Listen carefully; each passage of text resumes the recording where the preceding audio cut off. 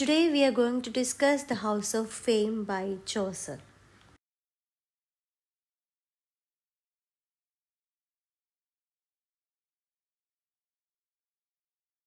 The House of Fame was written probably between 1374-1385. Book of the duchess പറഞ്ഞ പോലെ തന്നെ കൃത്യമായിട്ടൊരു ഡേറ്റ് ഇതിനും പറയാനില്ല. എന്നാലും 1374-നും 1385-നും ഇടയിലാണ് ഇത് എഴുതിയതെന്ന് വിശ്വസിക്കപ്പെടുന്നു. And the poem has 2005 lines and written in 3 books. 3 ബുക്കുകളിലായിട്ട് 2005 lines ഉള്ള വലിയൊരു വർക്കാണ്. And it is a dream vision and it is written in octosyllabic couplet. പോയിട്ട് അദ്ദേഹം കണ്ട വളരെ വണ്ടർഫുൾ ആയിട്ടുള്ള ഒരു ഡ്രീമിനെ കുറിച്ചിട്ടാണ് പറയുന്നത്. And the poet wants to reveal or depict that wonderful dream in full. And he wishes that he prays to God that no one should misjudge his dream. അറിവില്ലായ്മ കൊണ്ട് പോലും അദ്ദേഹത്തിൻ്റെ ഡ്രീമിനെ വളച്ചൊടിക്കരുതെന്നും അല്ലെങ്കിൽ മിസ്ജഡ്ജ് ചെയ്യരുതെന്നും അദ്ദേഹം ആഗ്രഹിക്കുന്നു.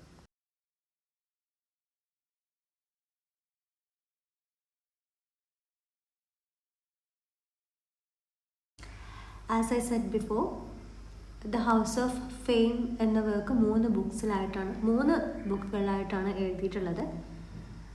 ഫസ്റ്റ് ബുക്ക് നോക്കാം. ഓൺ 10th December നൈറ്റിൽ poet കാണുന്നൊരു ഡ്രീമാണ്. And in that dream he is standing inside a glass temple and that glass temple is filled with beautiful art work. അതേപോലെ തന്നെ വെൽത്ത് ഷോ ചെയ്യുന്ന ധാരാളം കാര്യങ്ങൾ നിറഞ്ഞു നിന്നിട്ടുള്ള ഒരു ഗ്ലാസ് ടെമ്പിൾ, വളരെ ബ്യൂട്ടിഫുൾ ആയിട്ടുള്ള ഒരു ഗ്ലാസ് ടെമ്പിളിനെ കുറിച്ച് അദ്ദേഹം പറയുന്നുണ്ട്. And in that glass temple he is seeing some images of Venus, Vulcan, Cupid. Venus എന്ന് പറയുന്നത് ബ്യൂട്ടിയുടെയും ലവിൻ്റെയും ഒക്കെ ഗോഡസ് ആണ്. വുൾക്കാൻ എന്ന് പറയുന്നത് ഫയർ ഗോഡാണ്. ക്യൂപ്പിഡ് ഡിസയറിൻ്റെയും അട്രാക്ഷൻ്റെയും ഒക്കെ ഗോഡാണ്. അപ്പം ഇവരുടെ 3 പേരുടെയും ഇമേജസ് അദ്ദേഹം കാണുകയാണ്. And in that image, after seeing that image, he believes that the glass temple is made to Venus. വീനസിന് വേണ്ടി ഉണ്ടാക്കിയ ഒരു ഗ്ലാസ് ടെമ്പിളാണ് അത്. അത്രയും ബ്യൂട്ടിഫുൾ ആയിട്ടുള്ള ഒരു ഗ്ലാസ് ടെമ്പിളാണ് അത്. Then he finds A brass tablet and ആ ബ്രാസ് ടാബ്ലറ്റിൽ അദ്ദേഹം ഈനീഡ് സ്റ്റോറി ഫുള്ള് വായിക്കുകയാണ്. ആൻഡ് അത് വായിക്കുന്നതിനിടയിൽ അദ്ദേഹം ധാരാളം ഗ്രീക്ക് വിമനെ കുറിച്ചിട്ട് പറയുന്നുണ്ട്. ലൈക്ക് ഫിലിസ്, ആർച്ചിലസ്, അങ്ങനെയുള്ള കുറേ ലേഡീസിനെ കുറിച്ചിട്ട് പറയുന്നുണ്ട്. But they were betrayed by their ലവേഴ്സിനാൽ വഞ്ചിക്കപ്പെട്ടുള്ള ധാരാളം വിമനെ കുറിച്ച് പറയുന്നുണ്ട്. അതൊക്കെ വായിച്ച് കഴിഞ്ഞപ്പോഴാണ് സത്യം പറഞ്ഞാൽ അദ്ദേഹത്തിൻ്റെ പുതിയ വർക്കായിട്ടുള്ള the legend of good women എഴുതാനുള്ള ഒരു ഇൻട്രൊഡക്ഷൻ അല്ലെങ്കിൽ ഒരു ഇൻസ്പിറേഷൻ കിട്ടുന്നത് ഈ സ്റ്റോറി ഈനിയറ്റ് വായിച്ചതിന് ശേഷം, അല്ലെങ്കിൽ ഗ്രീക്ക് വിമനെ കുറിച്ചിട്ട് പറഞ്ഞതിന് ശേഷമാണ്. Then, where he is standing, അതറിയാൻ വേണ്ടിയിട്ട് അദ്ദേഹം പുറത്ത് പോവാണ്. He goes out. ആരെങ്കിലും കണ്ടുമുട്ടാൻ പറ്റുമോ, പുറത്ത് ആരെങ്കിലും ഉണ്ടോ, അല്ലെങ്കിൽ ഞാൻ എവിടെയാണ് നിൽക്കുന്നത് എന്നുള്ള കാര്യങ്ങളൊക്കെ മനസ്സിലാക്കാൻ വേണ്ടിയിട്ട് അദ്ദേഹം ആ ഒരു ഗ്ലാസ് ടെമ്പിളിന് പുറത്ത് ഇറങ്ങുകയാണ്. And he prays to God, ക്രൈസ്റ്റിനോട് പ്രാർത്ഥിക്കുകയാണ്. ആ ഹലൂസിനേഷൻ അല്ലെങ്കിൽ ആ ഒരു ഇല്യൂഷനിൽ നിന്ന് അദ്ദേഹത്തിനെ സേവ് ചെയ്യണമെന്ന് അദ്ദേഹം പ്രാർത്ഥിക്കുകയാണ്. When he looks up to the sky, ഒരു ഈഗിളിനെ കാണുകയാണ്. ആ eagle is flying towards the പോയറ്റിന് നേരെ ഒരു പരുന്ത് ആകാശത്ത് ഇങ്ങനെ പറന്ന് വരികയാണ്. അവിടെയാണ് ഈ ഫസ്റ്റ് ബുക്ക് എൻഡ് ചെയ്യുന്നത്.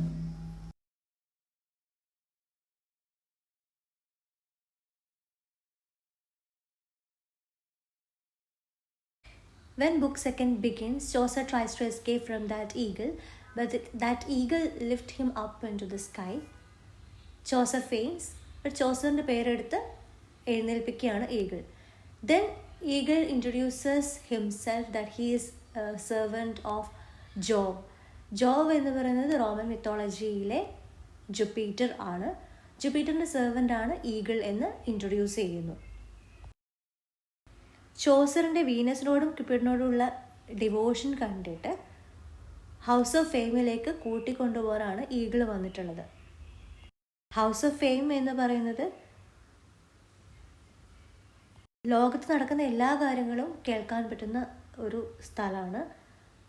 Goddess fame can hear everything in the world.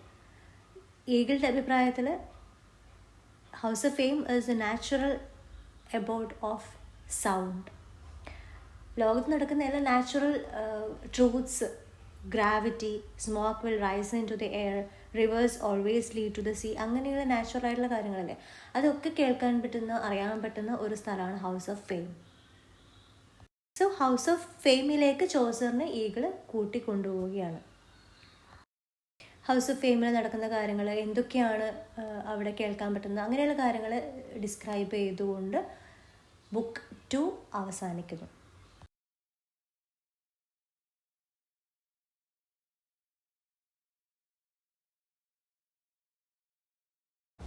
Now I am going to talk about book 3.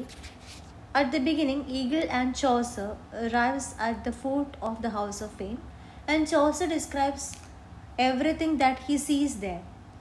House of Fameന്റെ മുകളിലായിട്ടൊരു വലിയ മാസീവ് റോക്ക് ഉണ്ട്. അതിൻ്റെ പല ഭാഗങ്ങളും ഐസ് മൂടിക്കിടക്കുന്നുണ്ട്. അതിൽ പലരുടെയും പേരുകൾ എഴുതി വെച്ചിട്ടുണ്ട്. ആൻഡ് പല പേരുകളും മെൽറ്റ് ആയിട്ടുണ്ട് because they were not under the shadow of house of fame.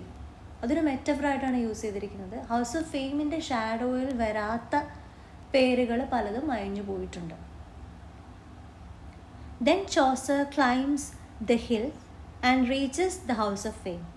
അവിടെ he sees thousands of mythological musicians performing their music. ആയിരക്കണക്കിന് മ്യൂസീഷ്യൻസ് അവിടെ പെർഫോം ചെയ്യുകയാണ്, അവരുടെ മ്യൂസിക് പെർഫോം ചെയ്തുകൊണ്ടിരിക്കുകയാണ്.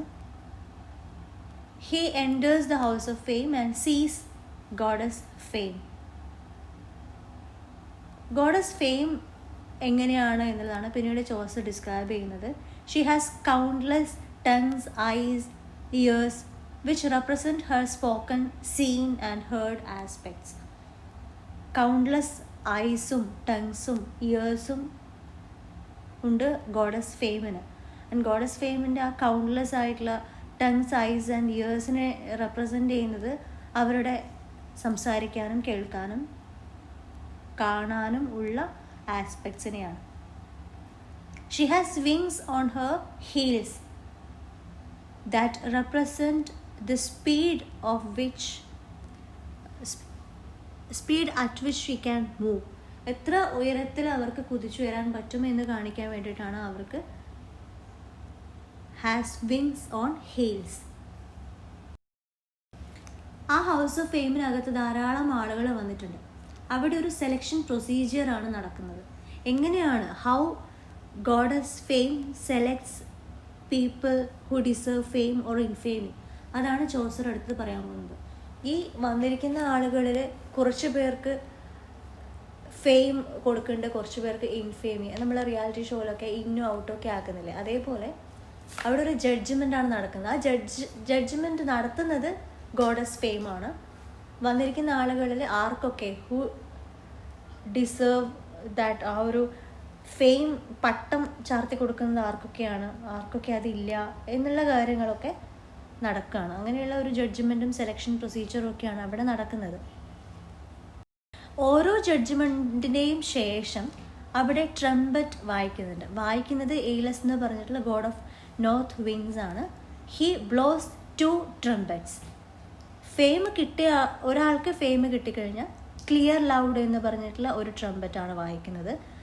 ഒരാൾ ഔട്ടായി കഴിഞ്ഞാൽ, അതായത് ഇൻഫേമി ആണെന്ന് ഉള്ള ജഡ്ജ്മെൻ്റാണ് വരുന്നതെങ്കിൽ സ്ലാൻഡർ എന്ന് പറഞ്ഞിട്ടുള്ള ട്രംപറ്റാണ് എയിലസ് വായിക്കുന്നത്. അതൊക്കെ കണ്ടതിന് ശേഷം Chaucer leaves the house and ഒരു അൺനെയിംഡ് മാൻ ചോസറിനെ അക്കമ്പനി ചെയ്യുന്നുണ്ട്. ചോസർ ആ ഹൗസ് ഓഫ് ഫെയിമിൻ്റെ പുറത്തിറങ്ങി. And outside the house Chaucer sees a wicker house that makes loud noises. ആ ഒരു വിക്കർ ഹൗസിൽ നിന്ന് വരുന്ന നോയ്സിനെ ചോസർ ഡിസ്ക്രൈബ് ചെയ്യുന്നത് ഇങ്ങനെയാണ്. ഓയ്സ് എന്ന് പറഞ്ഞിട്ടൊരു റിവർ ഉണ്ട്. River of Belgium and France ആണ് ഓയ്സ്. If the house, the wicker house is stood upon Oise river, Oise riverൻ്റെ മുകളിലാണ്, ഓയിസ് റിവറിൻ്റെ അവിടെയാണ് ഈ ഒരു വിക്ക ഹൗസ് ഉള്ളത് എങ്കിൽ അതിൻ്റെ ഉള്ളിൽ നിന്ന് വരുന്ന സൗണ്ട് റോമിലിരുന്ന് വരെ കേൾക്കാൻ പറ്റും. അത്രയും ലൗഡ് നോയ്സാണ് ആ വിക്ക ഹൗസിൻ്റെ അകത്തുനിന്ന് വരുന്നത്. Then Chaucer enters the wicker house and sees massive crowd of people. ധാരാളം പേര് ഒത്തുചേർന്നിട്ടുണ്ട് ആ വിക്ക ഹൗസിനകത്ത്. And they are talking, some of them are talking truth. ചില ആളുകൾ കള്ളം പറയുന്നുണ്ട്, ചില ആളുകൾ സത്യം പറയുന്നുണ്ട്. ധാരാളം റൂമേഴ്സ് അതിൻ്റെ ഉള്ളിൽ നിന്ന് വരുന്നുണ്ട്. അപ്പം അങ്ങോട്ടും ഇങ്ങോട്ടും സംസാരിക്കുന്ന സൗണ്ടാണ്, അത്രയും ലൗഡ് നോയ്സാണ്. ഇത്രയും ആളുകൾ അതിൻ്റെ ഉള്ളിൽ കൂടിയിരിക്കുന്നുണ്ട്. അവരൊക്കെ സംസാരിക്കുമ്പോൾ വലിയൊരു സൗണ്ടാണ് പുറത്ത് വരുന്നത്. ചോസറിൻ്റെ കൂടെ ഒരു അൺനെയിംഡ് മാൻ ഉണ്ടായിരുന്നില്ലേ? When that unnamed man enters the house, the crowd falls silent. ആ ഒരു അൺനെയിംഡ് മാൻ വിക്ക ഹൗസിനകത്തേക്ക് കയറിയ അപ്പം തന്നെ അവിടെ ഉണ്ടായിരുന്ന ആളുകളൊക്കെ സൈലൻ്റായി. ചോസർ ആ ഒരു അൺനെയിംഡ് മാനെ അഡ്രസ്സ് ചെയ്യുന്നത് ഗ്രേറ്റ് അതോറിറ്റി എന്നാണ്. Chaucer calls that unnamed man great authority. But the identity of the unnamed man is a mystery. ആ അൺനെയിംഡ് മാൻ ആരാണെന്നോ അതിൻ്റെ അയാളുടെ ഐഡൻറ്റിറ്റിയോ ഒന്നും വെളിപ്പെടുത്തിയിട്ടില്ല. It is a mystery. ഇത്രയും ഡിസ്ക്രൈബ് ചെയ്തുകൊണ്ട് ബുക്ക് 3 അവസാനിക്കുകയാണ്.